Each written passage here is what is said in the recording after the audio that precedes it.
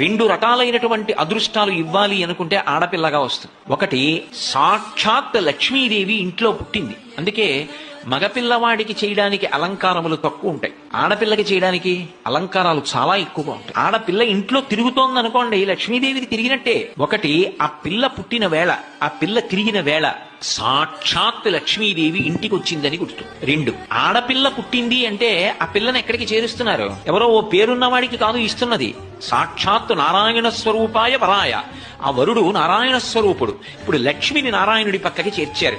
ఆ చేర్చిన కారణం చేత ఏమైంది? 10 తరాలు తర్వాత వచ్చేవి, 10 తరాలు నా ముందున్నవి, నేను ఒక తరం, 21 తరాలు ఉద్ధరింపబడ్డారు, ఉన్నత లోకాలకి వెళ్లారు. ఏది మగపిల్లవాడి విషయంలో చూపించండి అలా ప్రమాణం. అలా చేయగలడా?